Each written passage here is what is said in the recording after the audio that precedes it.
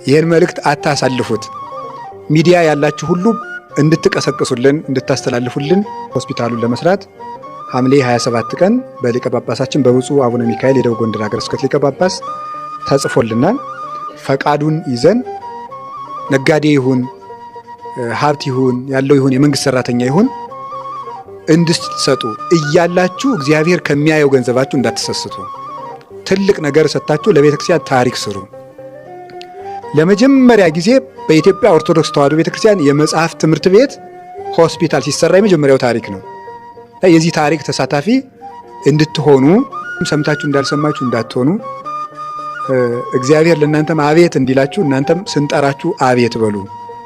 እኛም እንደ ልጅነታችን እንታዘዛለን። ስበኩ ብንባል እንሰብካለን። ምከሩን ብንባል እንመክራለን። አስታርቁን ብትሉን እናስታርቃችኋለን። ጸልዩልን ካላችሁ ደግሞ እኛ ኃጢአተኛ ብንሆንም በማይበር ጸሎት እናስባችኋለን። ይህን መልእክት አታሳልፉት። ወይልፈነ ጽጌ ደመና ወቅት አይለፋችሁ።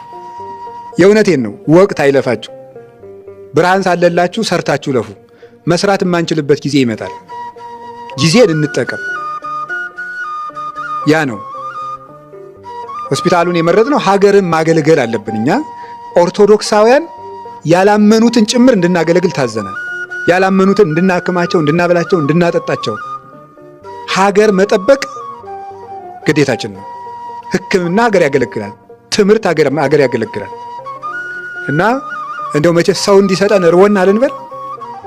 ስለዚህ ሁላችሁም የድርሻችሁን እንድትሳተፉና እግዚአብሔር እስከሚያውቀው ልግስና ድረስ እንድትሰጡ ሁላችሁም በእግዚአብሔር ስም እናስተላልፋለን።